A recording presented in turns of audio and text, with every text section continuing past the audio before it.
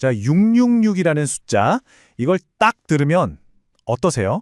뭔가 마음 한구석이 좀 불편하고 설명하기 어려운 불안감이 스멀스멀 올라오곤 하죠. 특히 요즘처럼 마지막 때에 대한 여러 해석과 이야기들이 막 쏟아져 나올 때는 더 그럴 겁니다. 혹시 내가 지금 쓰는 이 신용카드가 아니면 이 편리한 스마트폰 결제 시스템이 또 언젠가 우리 몸에 심을지도 모른다는 그 생체 칩이 나도 모르게 나를 올가매는 짐승의 표가 되는 건 아닐까? 이런 생각들 아마 한 번쯤은 진지하게 해보셨을 거예요. 오늘 이 시간에는요, 바로 그 막연한 두려움, 그 끝없는 질문의 실체를 한번 파헤쳐 보려고 합니다. 그냥 추측이나 음모론 말고요, 성경 말씀이라는 가장 단단한 기준점 위에서 이 주제를 차분하고 명확하게 분석해 보겠습니다. 아마 지금 이 영상을 보고 계신 많은 분들 마음속에 가장 크게 자리 잡은 질문이 바로 이거일 겁니다. 정말 그렇죠? 기술 발전 속도가 우리 상상을 뛰어넘고 있잖아요. 그런데 그 편리함 뒤에 혹시 어떤 통제 가능성이 숨어 있는 건 아닌가? 이런 생각을 하다 보면 이 질문이 더 이상 먼 미래의 이야기가 아니라 바로 오늘 나의 현실적인 고민으로 확 다가오죠. 괜찮습니다. 바로 그 핵심 질문에 정면으로 부딪혀보는 게 오늘 우리의 첫 걸음이니까요. 성경은 과연 이 문제에 대해 뭐라고 말하고 있는지 우리 함께 명확한 답을 찾아가 보시죠. 자, 이 답을 찾기 위해서 우리는 좀 체계적으로 접근해 볼 겁니다. 먼저 우리가 가진 질문이 뭔지 명확하게 정리하고요. 곧바로 논란의 중심인 성경 본문으로 들어가서 그 의미를 깊이 파헤쳐 볼 거예요. 그리고 표라는 개념이 사실은 아주 놀라운 상징적인 배경을 갖고 있거든요. 그것도 살펴보고 이게 현대 기술과 어떻게 연결되는지 분석해 볼 겁니다. 그러고 나면 이 모든 게 결국 의식적인 선택의 문제라는 걸 알게 되실 거고요. 최종적으로 우리가 두려워할 게 아니라 어떤 태도를 가져야 할지 딱 정리해 보겠습니다. 자, 그럼 가장 중요한 출발점으로 돌아가 보겠습니다. 짐승의 표에 대해서 정말 수많은 이론과 해석들이 있죠. 하지만 우리의 유일하고 절대적인 기준점은 바로 성경입니다. 인터넷에 떠도는 자극적인 정보나 누군가의 개인적인 추측이 아니에요. 약 2000년 전에 기록된 이 말씀이 정확히 무엇을 가리키고 있는지 한 단어 한 단어 신중하게 들여다보는 것에서부터 모든 혼란이 정리되기 시작합니다. 바로 이 구절, 요한계시록 13장이 모든 논쟁의 시작점입니다. 내용을 한번 자세히 뜯어볼까요? 어떤 강력한 존재가 나타나서 모든 자, 그러니까 예외 없이 모든 사회계층의 사람들에게 오른손이나 이마에 표를 받도록 강요한다는 겁니다. 그리고 이 표가 없으면 매매, 즉 모든 종류의 경제활동을 아예 못하게 만들어서 생존 자체를 위협하죠. 그리고 결정적으로 성경은 이 표의 정체를 짐승의 이름이나 그 이름의 수라고 밝히면서 그 숫자가 바로 666이라고 딱 명시하고 있습니다. 정말 이 구절의 단어 하나하나가 지난 수세기 동안 수많은 해석과 두려움을 만들어 온 거죠. 방금 읽은 본문에서 우리가 앞으로의 논의를 위해 꼭 붙잡아야 할 세 가지 핵심 기둥이 있습니다. 첫 번째는 표를 받는 위치로 명시된 오른손이나 이마. 이게 단순히 그냥 신체 부위만을 말하는 게 아닐 수 있다는 거죠. 두 번째는 표의 본질인 짐승의 이름이나 그 이름의 수. 이건 표가 그냥 숫자가 아니라 어떤 존재의 정체성과 권위를 담고 있다는 걸 암시합니다. 그리고 세 번째, 그 숫자인 666이 사람의 수라고 불린다는 점입니다. 자, 이 세 가지 단서가 각각 뭘 의미하는지 이제부터 하나씩 그 비밀의 문을 열어보겠습니다. 자, 여기서 정말 결정적인 단서가 등장합니다. 바로 다음 장인 요한계시록 14장을 보면 이 표의 성격을 규정하는 가장 중요한 열쇠가 나타나거든요. 이 화면을 주목해 주세요. 성경은 표를 받는 행위를 설명하면서 아주 중요한 단어 하나를 추가합니다. 바로 경배입니다. 누구든지 짐승과 그의 우상에게 경배하고 표를 받으면 이라고 명확하게 연결하고 있잖아요. 이건 표를 받는 행위가 단순히 물건 사려고 바코드 찍거나 행정 절차상 칩을 몸에 넣는 것과는 차원이 다른 문제라는 걸 분명하게 보여주는 겁니다. 이건 영적인 행위, 즉 경배와 절대로 뗄 수 없는 문제라는 거죠. 그러니까요. 이 두 구절을 종합해보면 짐승의 표에 대한 성경적인 정의가 비로소 완성되는 겁니다. 그건 특정 기술이나 장치를 가리키는 단어가 아니에요. 그 본질은 하나님을 대적하는 세상의 권세, 즉 성경의 짐승이라고 상징적으로 표현하는 바로 그 세력에게 나는 당신에게 충성하겠습니다. 당신을 나의 창조주처럼 경배하겠습니다. 라고 의지적으로 고백하는 거고 내 소속이 어디인지를 드러내는 선명한 표식인 겁니다. 그렇기 때문에 우리가 던져야 할 질문은 이 기술이 짐승의 표인가? 가 아니라 이 시스템이 나에게 누구를 향한 충성을 요구하고 있는가가 되어야 하는 거죠. 핵심은 기술이 아니라 충성과 경배의 대상입니다. 여기서 우리는 정말 흥미롭고 중요한 지점으로 넘어가게 됩니다. 손과 이마에 표를 둔다는 이 개념이 요한계시록에서 갑자기 툭 튀어나온 그런 생소한 이미지가 아니라는 사실이에요. 요한계시록을 쓴 사도 요한은 구약 성경에 정말 능통했던 사람이거든요. 그래서 그는 당시 성경을 아는 독자들이라면 그거 하고 즉시 그 의미를 알아챌 수 있는 아주 익숙하고 강력한 이미지를 의도적으로 가져와서 사용한 겁니다. 그 뿌리는 아주 오래된 구약 성경의 핵심 명령까지 거슬러 올라갑니다. 신명기 6장을 보면 하나님께서 이스라엘 백성에게 주신 가장 중요한 명령, 쉐마의 일부가 나옵니다. 바로 이 말씀이죠. 하나님의 말씀을 그냥 마음판에 새기는 데서 그치지 말고 아예 손목에 메어서 기호로 삼고 미간, 즉 이마에 붙여서 표로 삼으라고 명령하십니다. 이게 바로 원조, 오리지널 표인 셈이죠.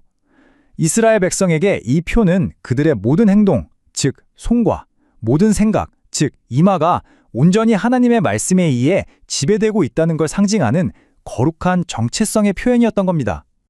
이 화면에 보시면 그 놀라운 평행 구조가 아주 명확하게 보일 겁니다. 왼쪽은 하나님의 거룩한 명령, 오른쪽은 짐승의 사악한 요구. 구조가 정말 소름 돋을 정도로 똑같지 않나요? 하나님께서 당신의 말씀을 백성의 생각, 즉 이마와 행동, 즉 손의 중심으로 삼으라고 하신 것처럼 짐승은 자신의 이름과 숫자를 사람들의 생각과 행동의 중심으로 삼으라고 강요합니다.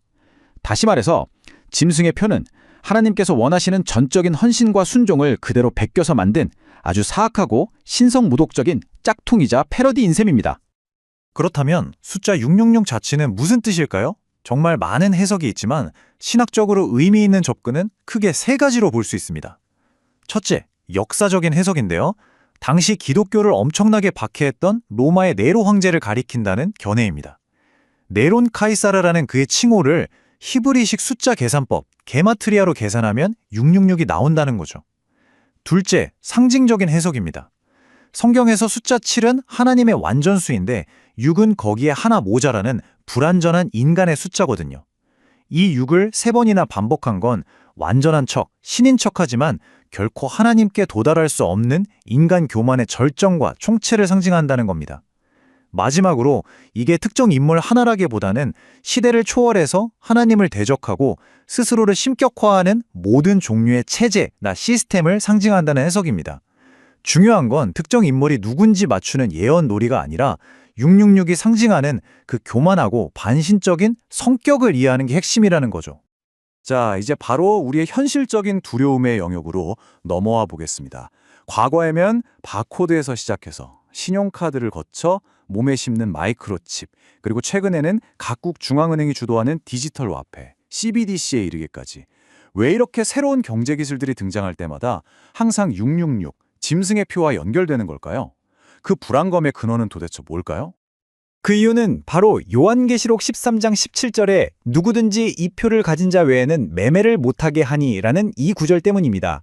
경제활동의 완전한 통제라는 이 개념이 모든 거래 기록이 중앙 서버에 남는 현대의 중앙 집중화된 결제 기술과 만나면서 엄청난 불안감을 만들어내는 겁니다. 한번 상상해 보세요.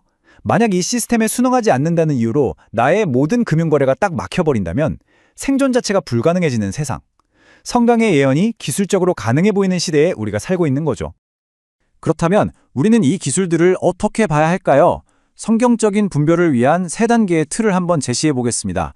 첫째, 기술 그 자체는 칼처럼 중립적인 도구라는 점을 기억해야 합니다. 요리를 할 수도 있고 사람을 해칠 수도 있는 것처럼요. 둘째, 진짜 경계해야 할 것은 기술이 아니라 그 기술을 사용하는 배후의 시스템입니다. 어떤 목적과 이념을 가지고 개인의 모든 것을 통제하려고 하는가? 이게 핵심 질문이죠. 마지막으로 결정적인 기폭제는 바로 경배의 강요입니다.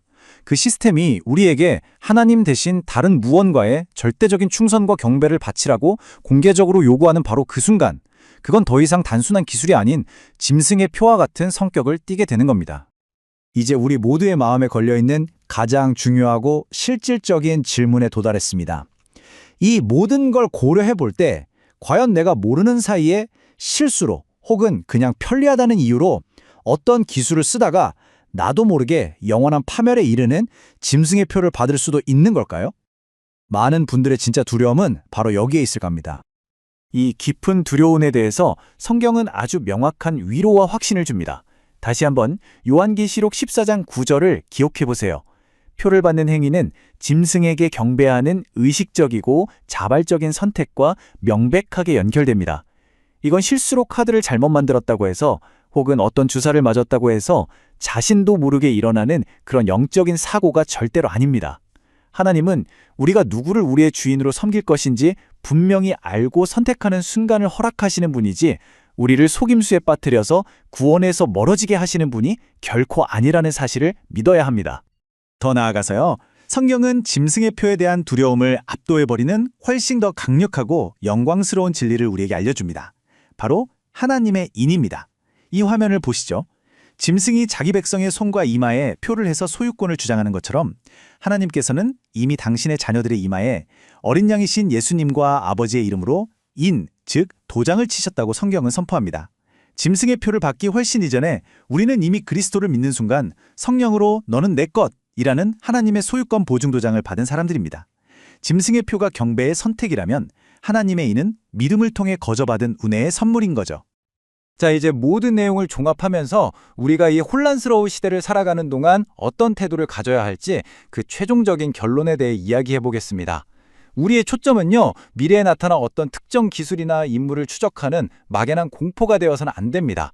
우리의 진짜 초점은 바로 오늘, 지금 내 삶 속에서 하나님의 뜻을 따르는 명확한 분별력이어야 합니다. 오늘 우리가 나눈 이야기의 핵심은 이 세 가지로 요약할 수 있습니다.